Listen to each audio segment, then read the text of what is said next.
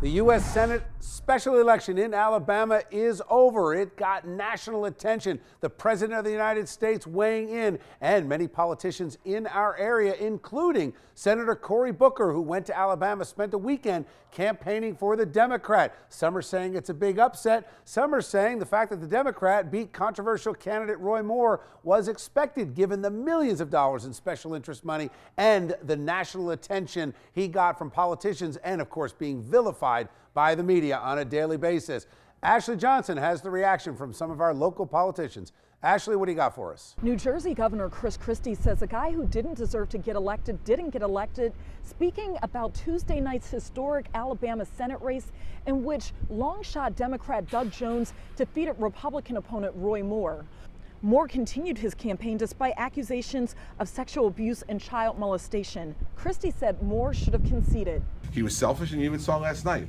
His remarks were incredibly selfish. He wasn't willing to concede the race. He was 11,000 votes down with not many votes left to come in, but he still wouldn't be gracious and concede the race. Guess what? The American people are very fortunate that the people of Alabama did the right thing, and Roy Moore's not going to be in the U.S. Senate, because I don't think he would have been helpful no matter what party he had next to him, R or D. Christie spoke about the issue Wednesday at Cooper University Hospital in Camden after he spoke at a conference on the opioid epidemic. Christie said Moore's loss is not a bad reflection on the president, although some argue it could hurt Trump, who rallied for Moore at the closing days of his campaign. I think races are always about the candidates. I think endorsements are relatively useless for the most part.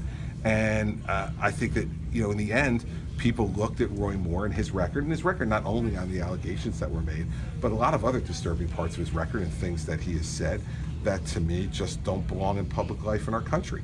U.S. Senator Cory Booker tweeted out a photo with Doug Jones congratulating him. And New Jersey Governor-elect Phil Murphy tweeted, "Let this be a reminder to Democrats across the country. We can compete everywhere when we stand by our shared American values." I did ask Christie about his thoughts on some Republicans blaming former White House political strategist Steve Bannon for Moore's loss by Bannon throwing his support behind the former judge.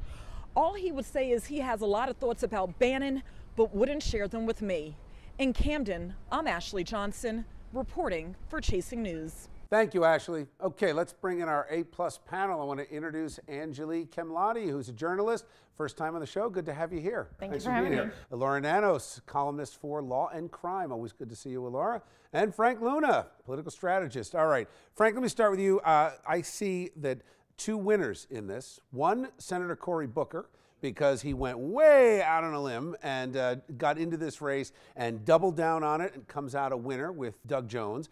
And I also see President Trump as a winner. I know Laura's about to jump all over me and disagree with that. The reason is now you've got a very polarizing figure in Roy Moore, who the president doesn't have to spend the next year and a half defending. And we can kind of move on because that seat goes back to the Republicans in 2020. Yeah, I think you can look at Doug Jones as Scott Brown in 2010, and we're going to get that seat back in a couple years for the Republicans. I will say that President Trump, wading into this as much as he did, probably nationalized that election in a way that it wouldn't have been nationalized if he stayed out of it, and ginned up the Democrat base, and Republicans had the most flawed candidate probably in the history of candidates, at least according to news reports, and we lost a seat that we shouldn't have lost. I think it's somewhat unfair that from a couple allegations that came out that were so all over the map and inconsistent and no real evidence, a Washington Post article, in 38 days, this guy went from 20 points up to a disgraced politician, where people throw around, incorrectly by the way, the word pedophile. I don't know what Roy Moore did or didn't do. I don't have any firsthand knowledge of that. But I will say this, generally within the media, within public opinion, people do believe that he is a pedophile. People do believe that he conducted himself badly sexually.